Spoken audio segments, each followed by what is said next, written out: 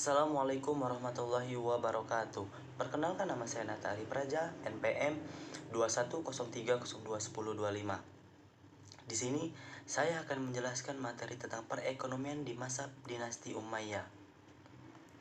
Abstrak. Pada abad pertengahan merupakan abad kepemimpinan daulah-daulah Islamiyah, bisa dikatakan dinasti Umayyah.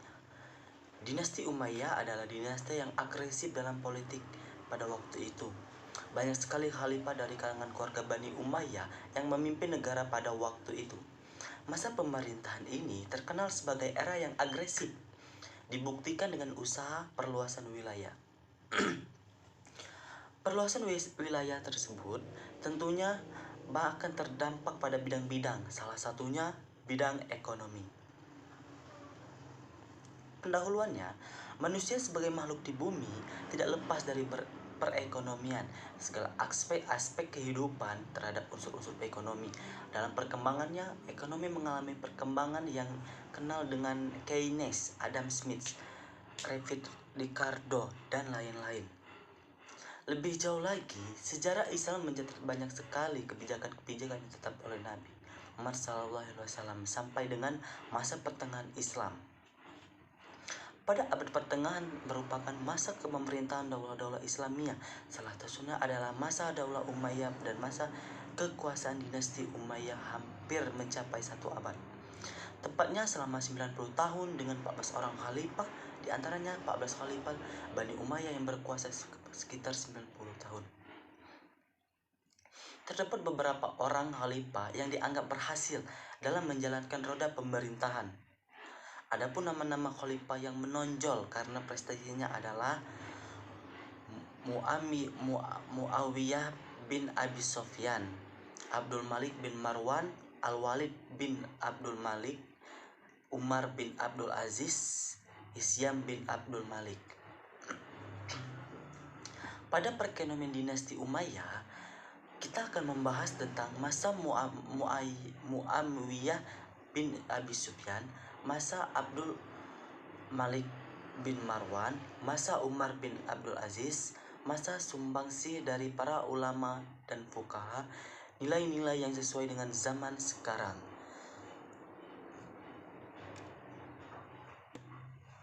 Baiklah, pertama kita akan membahas tentang masa Muawiyah bin Abi Sufyan. Pada masa pemerintahan Muawiyah, beliau mendirikan kantor catatan negara, merancang pola pengiriman surat melalui pos, serta seluruh fasilitas pendukungnya. Tujuan kebijakan moneter awal pemerintahannya, Bani Umayyah mengumpulkan uang sebanyak-banyaknya. Pada waktu seorang gubernur membanggakan banyaknya pajak mereka kumpulkan, untuk memuaskan para pejabat negara dengan memberikan mereka harta sebanyak-banyaknya. Tujuan inilah yang menjadi acuan usaha para khalifah, sehingga menyebabkan kekacauan di masyarakat. Guna mendapatkan harta yang banyak, menyebabkan banyak sekali yang tidak mau masuk Islam karena masih mau sama membayar pajak.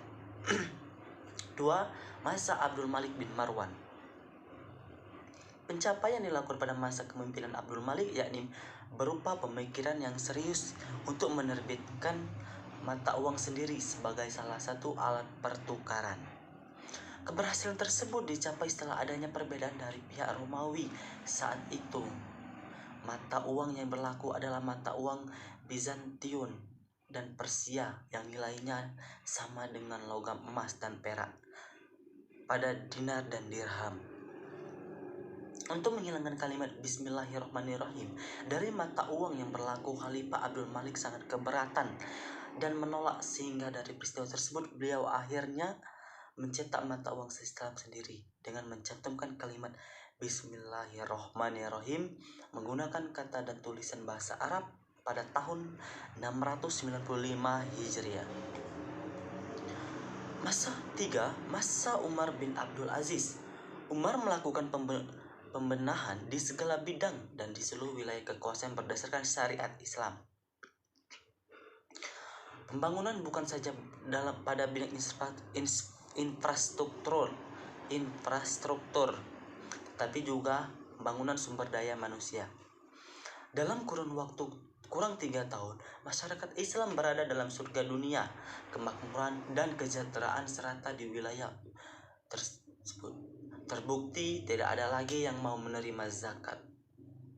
Kebijakan fiskal Umar bin Abdul Aziz adalah mereformasi sumber pendapatan negara melalui pajak tanah atau haraj, pajak non-muslim atau jizyah pada 3 profesi yaitu petani, tuan tanah, dan pedagang.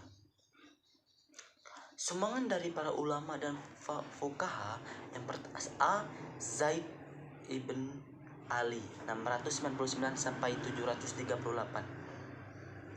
Pemikiran yang berhasil oleh Zaid adalah membolehkan penjualan satu barang secara kredit dengan harga yang lebih tinggi dari harga tunai.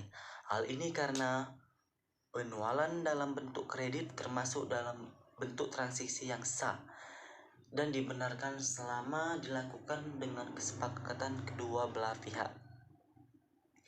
Keuntungan dari penjualan kredit ini adalah bentuk murni dari suatu perniagaan dan termasuk bukan termasuk riba. Penjualan secara kredit tidak lantas mengidentifikasikan bahwa harga barang yang lebih tinggi selalu berkaitan dengan waktu.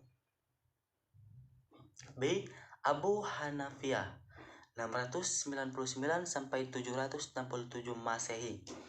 Abu Hanifah adalah murid dari Zaid ibn Ali. Beliau adalah seorang fiqih yang juga pedagang.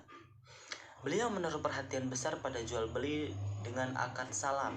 Salam adalah jual beli yang dilakukan di mana transaksi tersebut menyerahkan barang kemudian hari sedangkan pembayaran dilakukan secara tunai di awal sesuai kesepakatan. C. Al-Auza'i 707 sampai 774 Masehi. Abdurrahman Al-Auza'i adalah seorang ahli hukum yang menghasilkan pemikiran diperolehnya kebebasan dalam konteks dan memfasilitasi orang dalam transaksi mereka.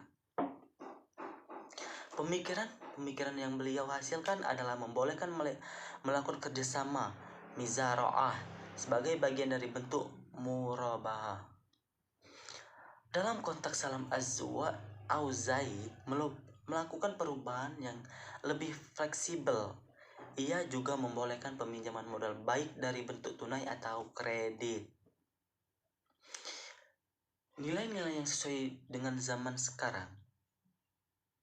Pada masa dinasti Umayyah, pembangunan perekonomian merupakan salah satu pilar utama yang berhasil menginisiasi terbentuknya suatu struktur masyarakat muslim yang tertarapi, terutama dalam aspek kerukunan antar umat beragama yang dilakukan melalui pencetakan mata uang khusus, pengaturan ketatanegaraan, peningkatan dan pengembangan jabatan menjadi jabatan profesional seperti hakim, sehingga memperbesar jumlah lapangan kerja bagi masyarakat muslim yang muaranya adalah pada kesejahteraan masyarakat.